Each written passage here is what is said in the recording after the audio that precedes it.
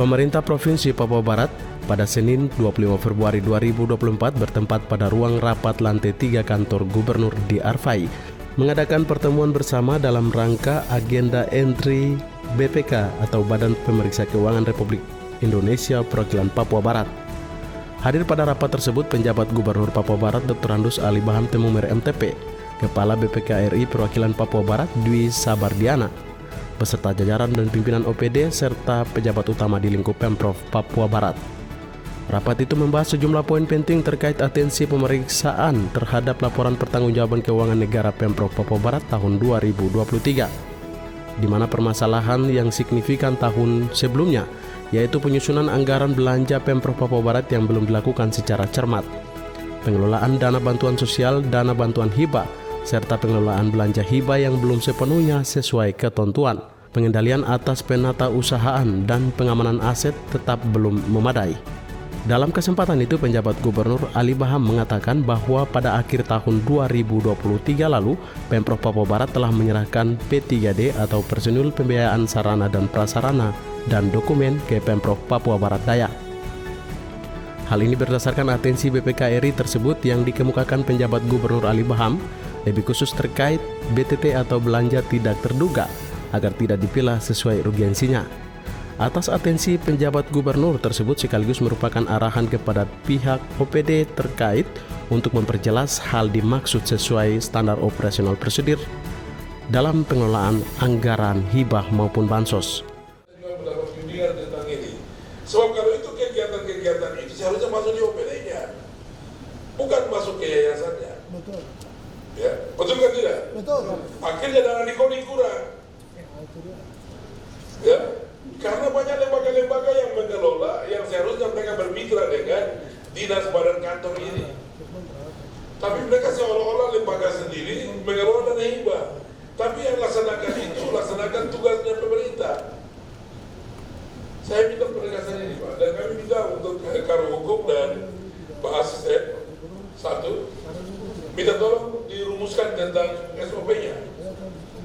Nah, kemudian dana-dana hibah itu bukan berarti tidak dipertanggungjawabkan.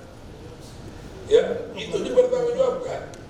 Tanggal 10 tahun berjalan, tahun berikutnya maksudnya, bulan tahun berikutnya, itu sudah menyampaikan laporan pertanggungjawaban dengan bukti-bukti penggunaannya. Ini kalau kita cek di barang tidak ada. Bukan uang terima lantas tidak pernah bikin pertanggungjawaban lagi. Dan Pak, kita di BPK minta tolong ini juga dilihat supaya kita perbaiki lah. Paling tidak bahwa ada upaya untuk perbaikan ke depan sehingga uang itu betul-betul targetnya untuk masyarakat benar. Masih berkaitan dengan pengelolaan keuangan dan pertanggungjawaban, penjabat gubernur juga berpesan kepada jajaran agar tidak melakukan transaksi-transaksi di awal untuk sebuah kegiatan. Oleh karena itu, tidak boleh ada transaksi-transaksi di awal untuk sebuah kegiatan. Ya, apa transaksi? Saya minta 10% ya. Saya minta 15% ya. Ini tidak boleh terjadi.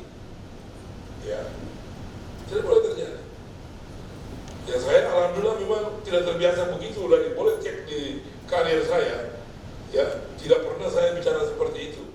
Sementara itu, Kepala BPK RI Perwakilan Papua Barat Dwi Sabardiana mengatakan bahwa aset tetap merupakan hal yang sangat penting bagi pelayanan publik dan menjadi tolak ukur kualitas pelayanan publik dengan tujuan pengamanan aset. Terutama di tengah kondisi keuangan negara yang sedang tidak baik-baik saja, sebut dia, optimalisasi pemanfaatan aset menjadi hal yang sangat penting. Lanjut dia bahwa pengadaan barang dan jasa menjadi hal yang sangat spesifik di wilayah Papua, seperti pengadaan barang dan jasa, hibah, bansos atau BTT yang diakui sangat diperlukan masyarakat. Di mana sesuai dengan yang disampaikan penjabat gubernur terkait P3D ke Provinsi Papua Barat Daya, juga sebut dia bahwa menjadi pertimbangan oleh BPK RI Perwakilan Papua Barat adalah pengelolaan dan pertanggungjawaban pasca terbentuknya DOB Papua Barat Daya. Di mana untuk hal itu tim pemeriksa juga terbentuk untuk berkomunikasi secara intens dengan tim pemeriksa yang ada di Pemprov Papua Barat Daya. Sejalan dengan yang disampaikan penjabat gubernur mengenai SOP pengelolaan anggaran, Diu juga mengatakan bahwa dalam penilaian pemeriksaan BPK melakukannya sesuai batas materialitas baik bersifat kualitatif maupun kuantitatif. Selain itu pemeriksaan juga mengacu pada ketentuan yang dibuat oleh Pemda. Sudah tiba. Nah ini pengelolanya mohon untuk bisa lebih ditingkatkan kualitasnya maupun tingkat kepatuhannya. Terus kemudian kembali masalah aset, ini menjadi sebetulnya masalah nasional, Pak Gubernur. Masalah nasional pengelolaan aset ini dengan beberapa degree yang berbeda, khususnya untuk di Papua. Terkait di sini mungkin yang lebih penting adalah terkait dengan penata usaha, catatannya. Minimal Pemda itu punya catatan bahwa aset ini telah dimiliki. Nah, kalau tidak ada catatan, bagaimana mengklaim apabila diambil-ambil? Negara tidak bisa mengklaim karena tidak ada catatannya. Nah, ini yang arti penting dari mencatat atau menata usahakan aset yang ada, supaya apabila terjadi suatu gugatan atau kasus hukum lainnya, kita bisa membela diri. Kita punya bukti yang memang bisa dipertanggungjawabkan secara hukum tata negara. Tindak lanjut dari rapat ini yaitu pelaksanaan pemeriksaan akan dilakukan oleh tim pemeriksa BPK RI perwakilan Papua Barat.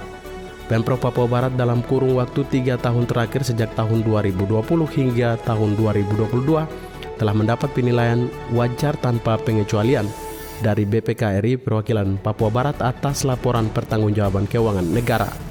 Meski begitu, WTP bukan hasil akhir, melainkan bagaimana meningkatkan kesejahteraan masyarakat di Papua Barat. Dari Manokwari, Media Diskominfo Papua Barat melaporkan.